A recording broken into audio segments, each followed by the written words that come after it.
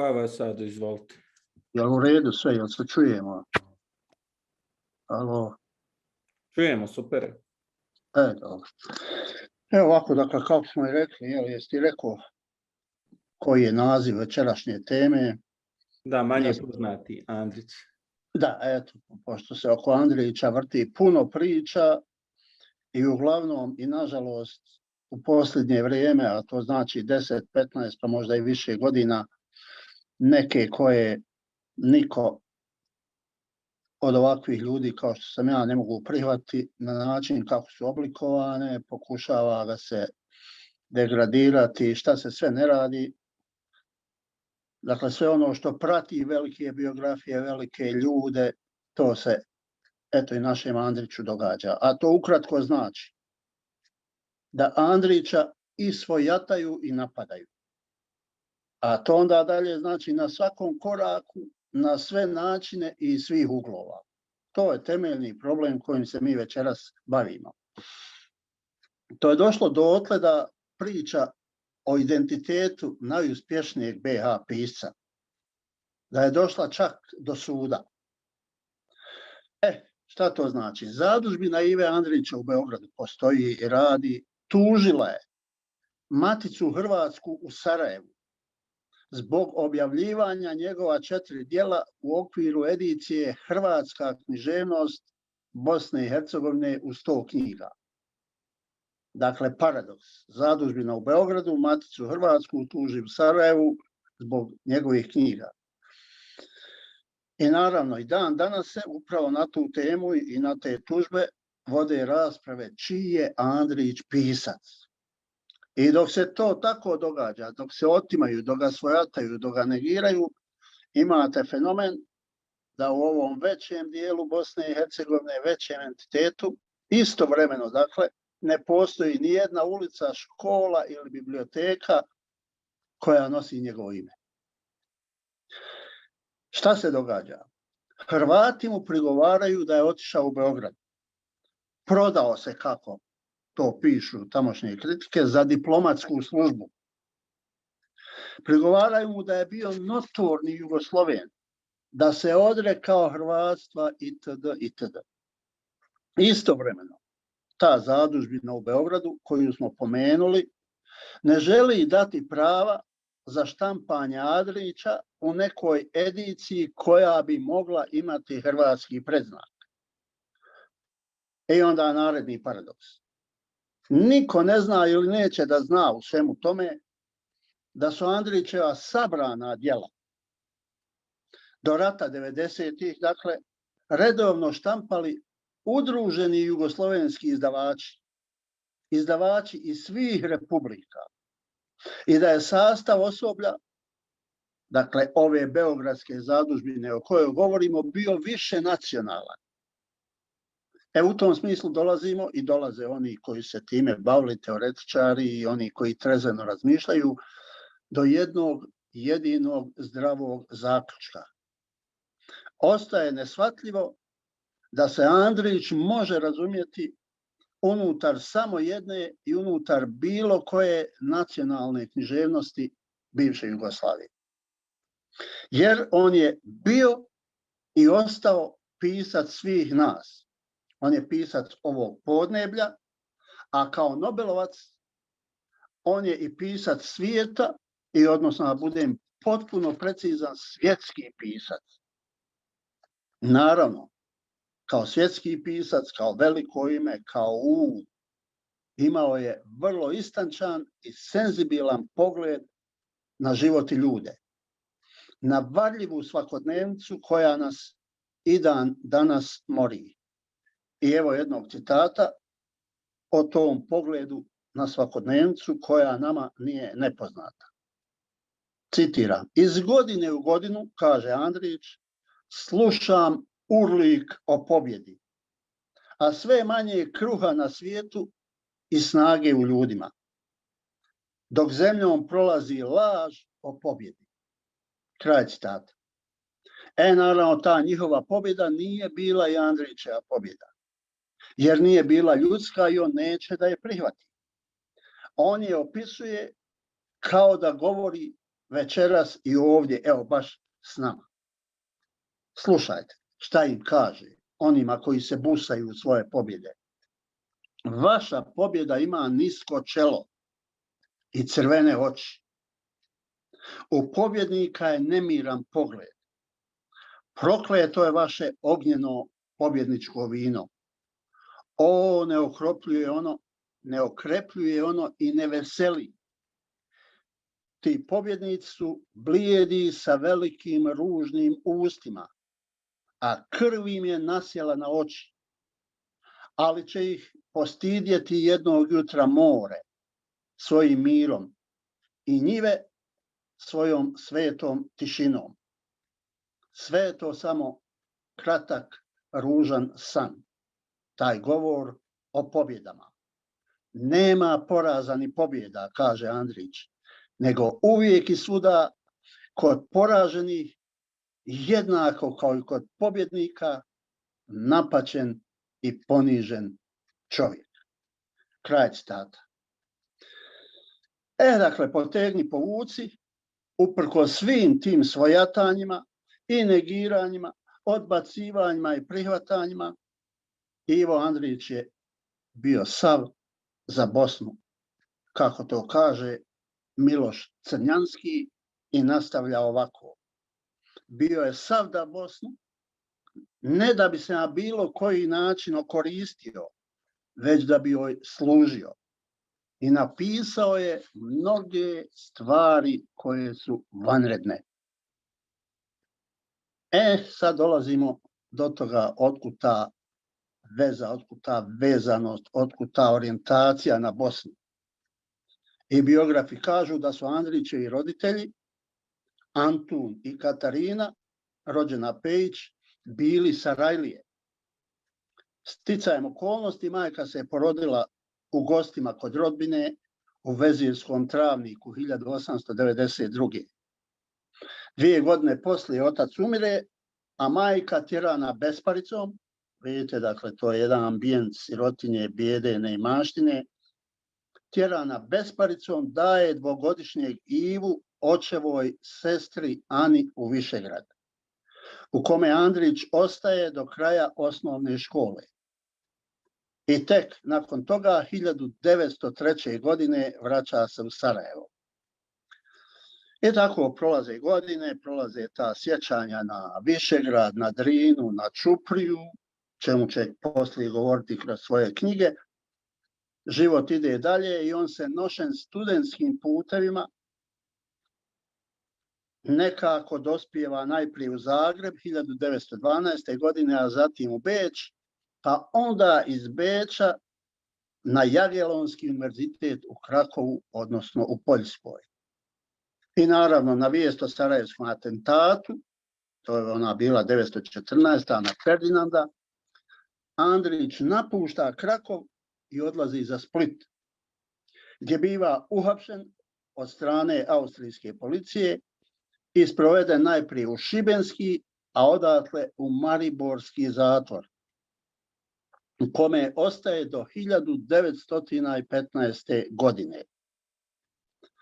Tamo u tom zindanu, u tom polumraku i studeni Mariborske tamnice, on ne leži skrštenih ruku, nego piše poeziju u prozi i začinje svoj čuveni eksponto, u kome će, dovršavajući ga 1918. u Krapini, dakle pune 3 godine, 1915. 1918.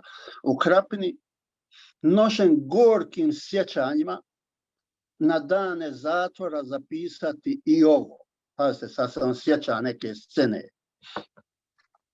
Visoka plava gospođo iz Maribora, ako vas se jutros sav u radosti voćnjaka koji cvate sjećam, vjerujte da je bez gorčine neispunjene osvete. Jer ja sam srećno zaboravio, a praštati nemam šta. Jer sam i onda jednako žalio i sebe i vas. Da, u vašem gradu sam, nepoznata plava gospođo, saznao kako ići blijed, umoran i satrven vlažnim ulicama, dok sa rasvijetljenih balkona plješću bešćutni muškarci i okrutne žene. Od vas sam, nastavlja Andrić, saznao kako je vezan u nemoćnu robu kad mu pljuju u lice. To je bilo davno, a ja sam, evo, sve srećno preturio. Ali nevolja ide redom. Možda je kakva nesreća pala i na vašu kuću s balkonom, pa mi vas je žao jutros kad pomislim da vam u vašem bolu možda katkad još i naša blijeda prekorna lica mute trzav san. Vidite vi taj tekst, vidite vi tu ljepotu, taj senzibilitet, taj osjećaj i tu poeziju u prozi. Tako okazivati može samo Andrić. Vidite i te scene za koje on ne želi da veže nikakvu mržnju. Vidite to poniženje za koje on ne želi da veže nikakvu mržnju, nego se trudi da gospođu o kojoj govori razumije i sve one koji su ga zajedno s njom pljuvali i da nađe neko opravdanje za njih, čak žal za sve njih. I taj osjećaj za razliku ljudsko-neljudsko, Andrića nije nikad napustio. I on će ne samo riječju, nego i svojim djelom stalno podsjećati na to da melanholički odan pravdi i nesavitljivo uspravan stoji vječito na strani čovjeka i čovječnosti. Evo nekih primjera koji ilustruju ovu moju tvrdnju. Kao diplomata Kraljevine Jugoslavije, on 1939. godine dolazi u Berlin, negdje u 12. mjesecu, a već u aprilu naredne predaje akreditive kancelaru Reicha Adolfu Hitleru. Dakle, kao diplomata, predstavnik jedne zemlje. Već u jesen te godine Njemačka okupira Poljsku, počinje hapšenje, internacija poljskih pisaca u logore. Andrić ustaje u njihovu odbranu i interveniše kod njemačkih fašističkih vlasti. A onda, gledajući kako beogradske vlasti mimo njega, mimo diplomate, kontaktiraju sa Hitlerovim režimom, dakle obilaze ga, on s proljeća 1941. daje ostavku. Citiram: danas mi u prvom redu službeni, a zatim i osobni imperativni razlozi nalažu da zamolim da budem ove dužnosti oslobođen i što prije povučen sa sadašnjeg položaja.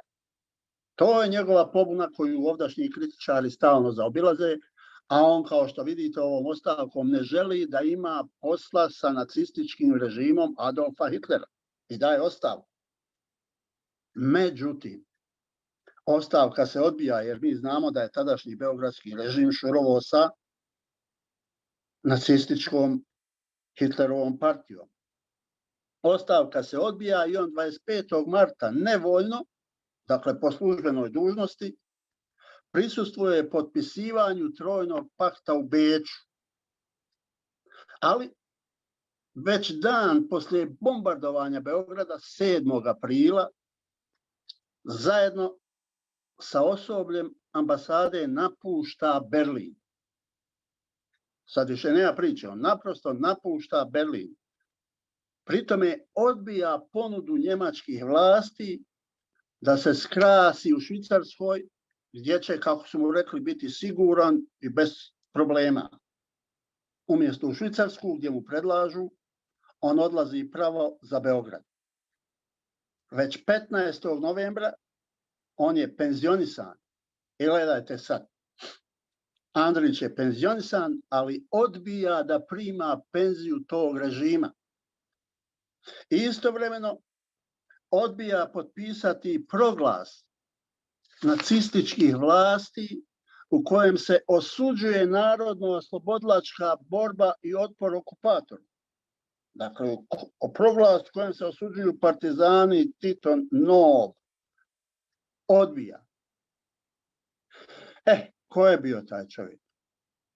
Doktorirao je na univerzitetu u Gracu 1924. godine na temu, pazite ovo, razvoj duhovnog života u Bosni za vrijeme turske uprave. Dakle, jedna istorijska, društvena, sociološka, povijesna tema, čak duhovna. Razvoj duhovnog života u Bosni za vrijeme turske uprave. Sad nam postaje jasnije zašto je on te bosanske nijanse uspio tako da uhvati u svojim pričama, romanima, novelama, ekspontu ili bilo gdje drugdje. I najveći dio stvaralaštva tog, kako ga zovu, najčudesnije Sarajlije, kako je nazvano u antologiji Hrvatske mlade lirike 1914. vezan je naravno za Bosnu i Hercegovinu. Ta vezano za Bosnu, za bosanske teme Višegrad, Drinu, Čupriju, donijet će mu 1961. godine Nobelovu nagradu za književnost.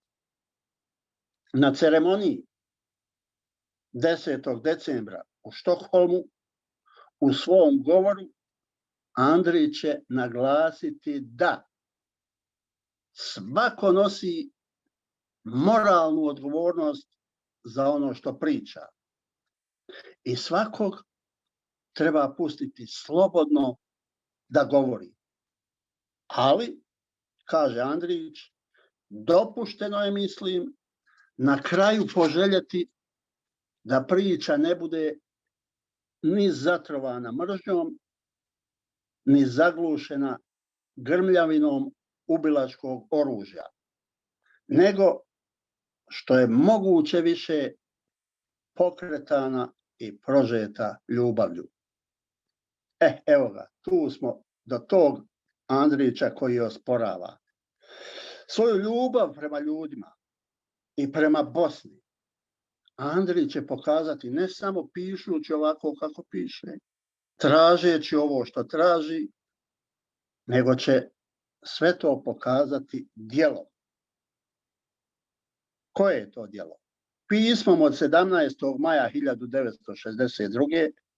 Dakle, naredne godine 61. dobiva nagradu, 62. se obraća Savjetu za kulturu Bosne i Hercegovine, kojim nadležno obavještava da pola Nobelove nagrade, pazite, to je bilo 18.102.859 dinara, 18 miliona je ta nagrada tada, 62. godina, to je strava od para, pola te nagrade poklanja za unapređenje narodnih biblioteka u Bosni i Hercegovini.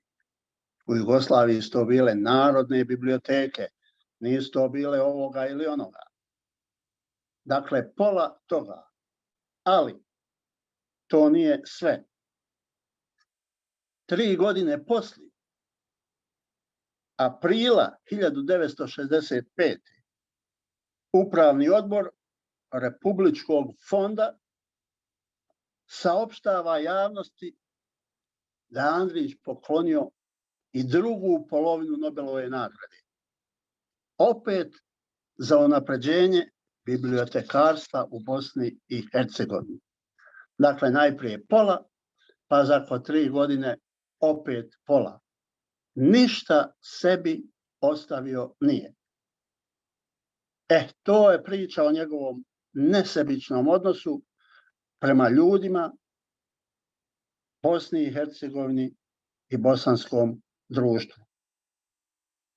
Taj odnos, ta briga, taj osjećaj za vlastitu domovinu da se razumjeti iz 2 karakteristična pasusa ex sponta. Navešću jedan, pa drugi. Evo prvo.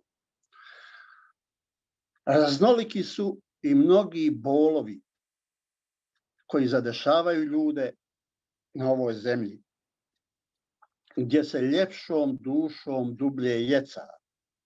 Ali kog je samo jedan od ovih istinskih velikih bolova zadesio, brat je moj i prijatelj. Ovo piše negdje na početku Eksponta. Tako počinje Eksponto.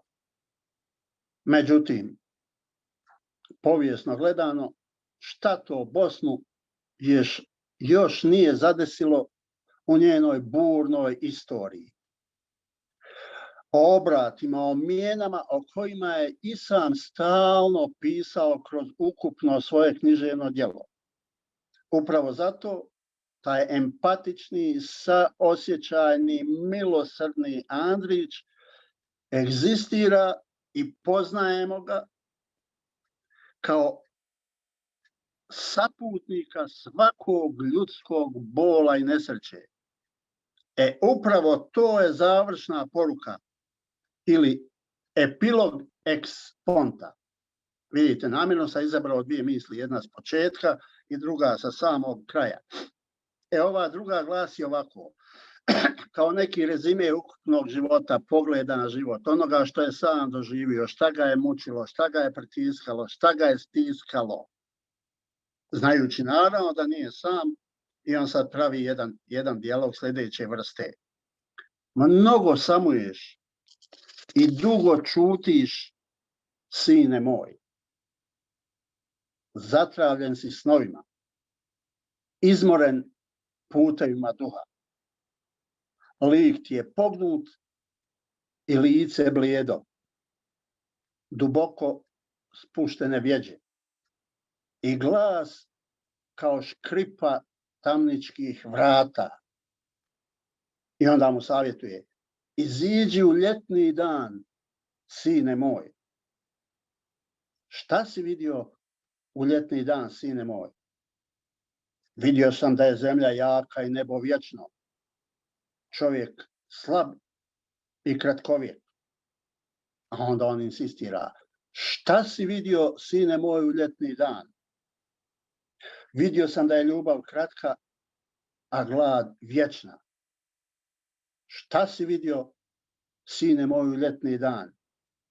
Vidio sam da je ovaj život stvar mučna, koja se sastoji u nepravilnoj izmjeni grijeha i nesreće. Da živjeti znači slagati varku na varku. I sad ga otac pita, hoćeš da usneš, sine moj? Ne, oče. Idem da živim.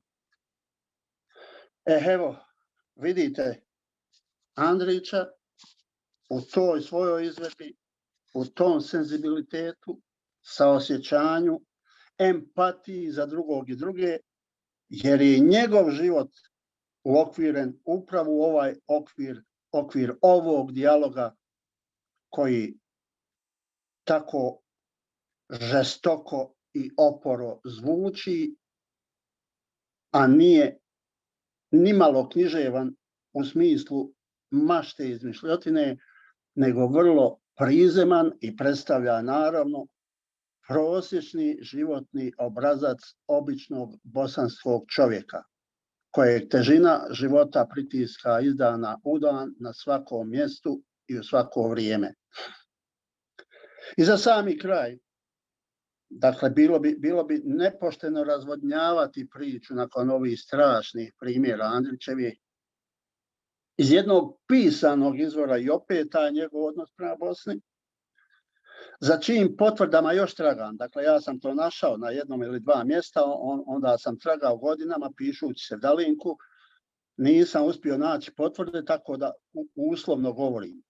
Dakle, da se pročitati, pazite sad ovo, da je na svečanosti u Štokholmu, u trenutku kad izlazi da primi Nobelovu nagradu, po Andrićevoj izričitoj želji umjesto standardnog zvuka fanfara koje uobičajeno prate ceremoniju dodjele Nobelove nagrade, bila svirana instrumentala Sevdalinke Moj Dilbere kud se šećeš, a čiji snimak je on donio iz Beograda, jer on živi u Beogradu tada.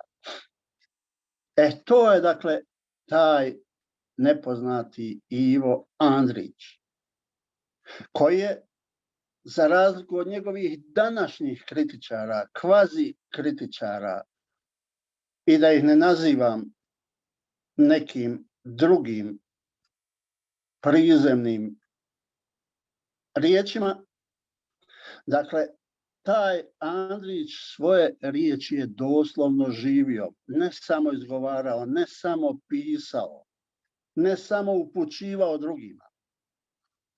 Dakle, doslovno je živio i to vidite iz svih ovih primjera. Ali šta vrijedi?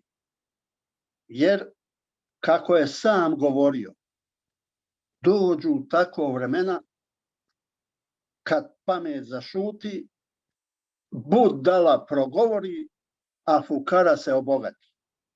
Sad ja vas pitam, zar to nije opis upravo ovog današnjeg vremena u regionu i u Bosni i Hercegovini? Ponovit ću ga još jedan put, jer je tako istinit, poput fotografije. Nema mu se šta ni dodat, ni oduzeti.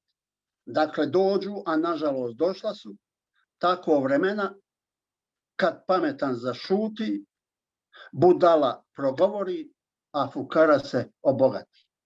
Sve to imamo u regionu i u zemlji Bosne.